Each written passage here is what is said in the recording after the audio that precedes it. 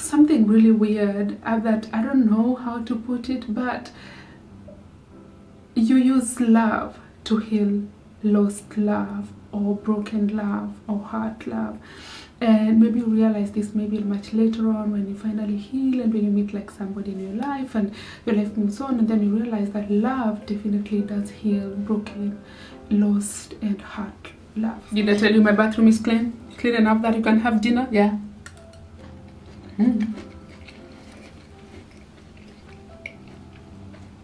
I mean, if your bathroom is not clean enough that you can eat there, there's a problem. No mind though. Hey girls, welcome to my channel.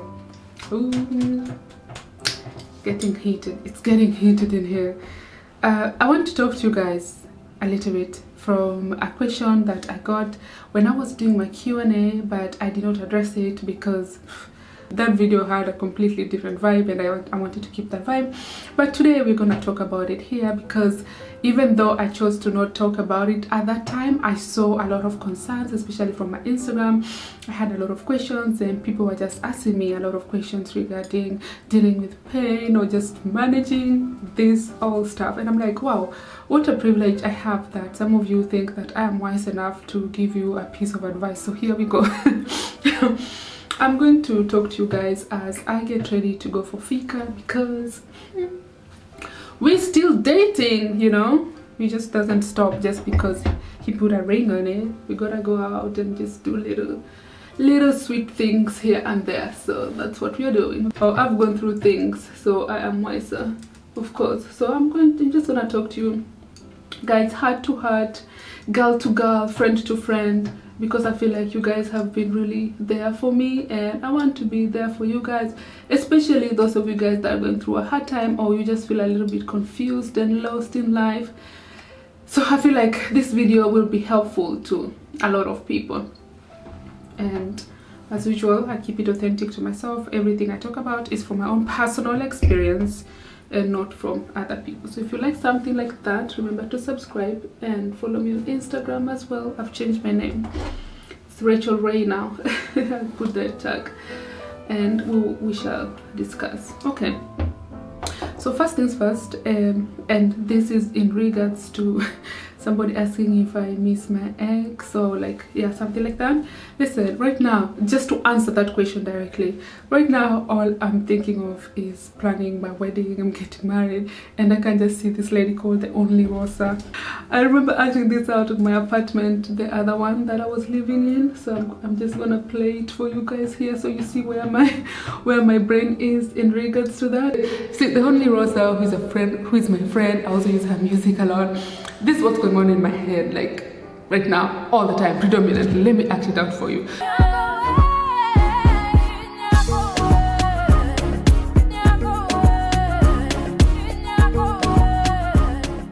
I'm out of breath. I'm only picturing traditional dancers, the only Rosa, me in front of her, and my man with his two left legs. But I'll be turning up anyway. I don't care. I'll be turning up. But all I can say is, honestly guys, I am so focused in my current happy life that I have no time thinking about people and situations that do not serve me when I am in a very happy place in my life. And my focus right now is very different. And remember, for you to miss someone, you have to be thinking about them. And right now I'm thinking about my wedding. I really miss my fiance. He's outside running in the forest as usual, trying to keep fit for both of us so we can have strong, healthy children. And I'm in the bathroom missing him. Yeah, man. Yeah. So that's what's going on. Let's get that out of the way. So I'm going to talk to you guys, especially if you're going through like a really hard time, confusion, heartbreak, heartache and all that stuff. Okay, first of all, you have to shut down that door. If you are still here and like stalking someone, because someone told me it's been 2 years and they're still struggling. If you're out here still stalking your ex and someone that hurt you and trying to see what they're doing with their life, stop it. You have to shut that door and accept it and shut it completely, because part of like moving on and feeling better is just knowing that that thing is really done. and closing the doors that could potentially like take you back into places that you don't want to be in. You know, I really understand like this whole cost theory in relationships, and where you just feel like, oh, I've invested so much time, I need a return on my investment. No, you're not going to get a return on your investment. That thing is done and it's done. The earlier you accept and move on and stop reminding yourself and stop stalking people, shut that door and shut it completely. Of course, there's so many nuances to this, especially if somebody has like kids and so on, so that conversation is very different. But since I'm speaking from personal experience, I got no kids, I cannot speak on that. Secondly, just remember, you will feel, or you feel what you are thinking. And if you take care of your thoughts will take care of your feelings. And by this, I don't mean like be out there thinking positive, blah, blah, blah. In fact, people that reason like that kind of piss me off. It's not humanly possible to be constantly positively thinking. Allow yourself to have like all kinds of ranges of thoughts, but you do not start overthinking the thoughts. Imagine just me, like water, I don't know, sand, just random stuff cross your mind, but you don't sit down fixating about, oh, this sand, it could be green, how comes it's yellow now? Oh my God, you know. So that also applies to the thoughts that cross your mind, especially the negative ones. If you just don't fixate on them by thinking too much about them, you will not necessarily feel so bad when they cross your mind. And that ties to my second thought. Oh my God, I'm having such a good flow and then my battery's dying. Ugh, talk of the devil is a liar. It's my second point. It's the meaning you give the thoughts that cross your mind matters. You can either give them power or lack of. By this, you're able to choose the narrative you want to believe. Here's an example. If at night, for instance, you feel lonely because you are used to like having somebody around, having some hard stuff, you know, oh, I shouldn't have said that. No, that was instant punishment. You can either think two ways, either like, okay, well, the thought of missing this person has crossed my mind, but it only means I'm normal. I got used to the habit of having them around, so that's just that, and let it go. Or you can make it, or you can start fixating on it and think, oh, this only means I'll be lonely for the rest of my life, blah blah. Do you feel the difference? Even though like you haven't tried to positively focus on that thought, but the meaning you've given it is very different. One means I'm just a human being living a human experience, and another puts you down, be like, oh, you are not worthy, you know. So the meaning you give negative thoughts in your mind really matters, and it translates a lot into how you feel. So be mindful of that. And talking of that, like onto my third point, hold on, let me not burn my face like I did already. Oh God, Rachel, I cannot multitask. I think I'm a guy. Know this, it will really make your life so much easier, and that is, two opposing thoughts, very different thoughts, can be true at the same time, and that's perfectly fine. You can be very sad about a situation ending and being devastated about it, and at the same time you can be very happy that that situation ended, and be excited that, oh, this is a chance for me to maybe recreate my life, have a different experience, meet different people, and just be excited about the possibilities that will bring into your life.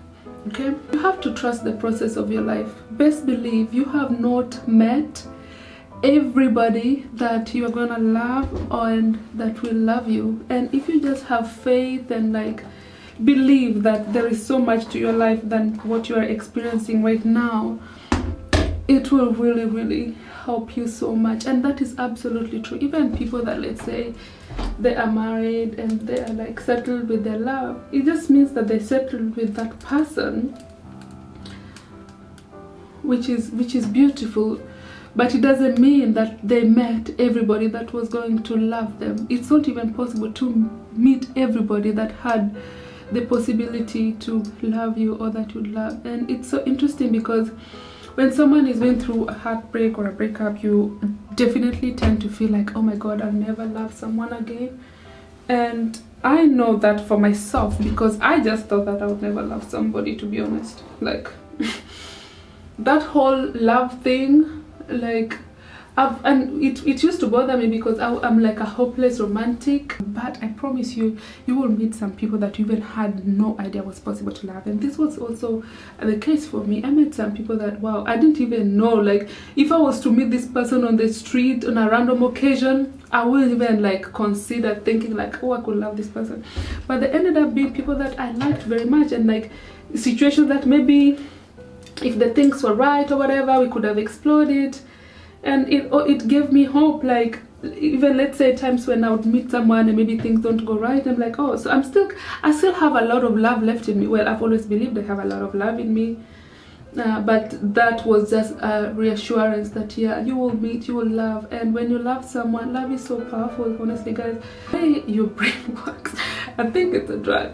The way your brain works is so different, and it's so powerful. So believe that the day you meet someone and fall in love with them, you will forget the pain that you went through during your breakup or heartbreak.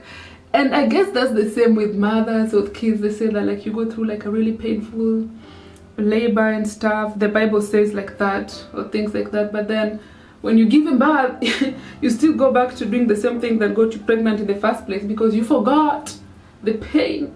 Well, not really forgot the pain, but okay, the pain you can remember it, but the pleasure and happiness of having this person around makes you just like I don't know, I can't put it in words. Somebody type it down below. Okay, fine, I still don't know what I'm doing, but like, create experiences for yourself and with other people. Find ways to have your needs met in non-romantic relationships. Relationships are very binary to many people, and I think that is kind of really sad, because there is so many ways that you can have your needs met and that you don't even realize. Like, there's some needs that you don't even realize you have. And I can definitely say for myself, I noticed how powerful platonic relationships are, and I've cultivated very great relationships with people that I never even like thought of at the time, like, and that I'm really grateful. So explore those ones as well. And by that, please do not misquote me. I didn't say go and like, no, don't misquote what I said. I just mean like find joy and find ways to having your needs met in non-romantic situations. You have to give your pain a purpose, and I've talked about this before. For me, it was more like going to school, getting my degree, got my body in order, I was looking good, whatever. And just find things that you do on a day-to-day basis that like kind of takes you off your head, because working out, movement, oh my god, that thing is so good for you. Even if you just, and I know sometimes when you're going through like excruciating pain, it's just hard to even leave your bed and go to the bathroom. I get that. But if you can leave your bed, make it to the bathroom, to the living room, if you can walk around the block, if you can go run, if you can go hike, movement is very powerful. Use it on your low days. Use movement every day, especially the days that you don't feel like moving. Just do it. So we are headed more towards like less romantic stuff, but more like practical life things that I've learned now, and I will do that as I do my makeup now. And I look so good already, but like, let's take it next level. You have to reinvent yourself, especially if the current version of yourself is not serving your higher purpose, or like whatever you want. If you don't like it, just reinvent yourself. You are the creator of, you are a creator, you are a co-creator with God. So you have to constantly be creating and creating yourself into the image that you desire. You have the power, do it. Let me be quick to admit, the vision that I had for this hair did not materialize, so let's keep it going. Let me just say, probably this whole like laying of edges thing is not my thing, period. So I guess, so let me just do my foundation. I'm running late. I'll just probably just do foundation and that's it. No eyeshadow, whatever, I'm not doing that stuff. Oh god, I am really late, so I have to hurry up for me. Me man, he's probably waiting there, be like, oh god, not again. Money.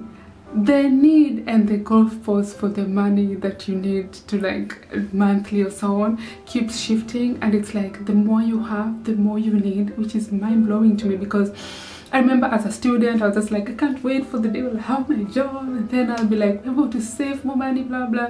And now it's like the more you earn, the more you have expenses. I don't know how that mathematics works, but it's insane, because I don't think I've dramatically changed my lifestyle or anything. It just feels like, oh my god, now I need more money, which is so crazy. Luxury becomes very normal, especially when you can afford it. Then you're just like, oh, okay. And I also realized that the more I can afford, the less I feel the need to buy things. And I just feel like I'm becoming more and more minimalistic. Like I got rid of so much and I just want to get rid of things. I don't know why I feel this way, but it's like things at this point just feels like a lot of things carry energy, and I just don't want too much of everything's energy around me. So I really like less and less and less. And yeah, the last two kind of connect to each other, and that is allow yourself to feel. And being numb is worse than being sad. It's better to be sad and crying. So if you're sad, cry. If you're happy, dance. It's just a circle of life. And last but not least, love, and love deeply. We are all love. God is love. And when you put love in the things that you do, love with your friends, love in how you are, the love you show yourself, it's just such a big and high vibration, and it really definitely does heal a lot. And sometimes you just need love to help you heal the lost love. I don't know if that makes sense, but it will make sense at some point. So with that said, my lovely girls, I'll get ready, wear my outfit. Follow me on Instagram to see, and I hope you got some wisdom from your auntie. Ouch, ouch. I messed up. I hope you got some wisdom from me. Until then, next time, my lovely girls, I love you. Bye. Oh,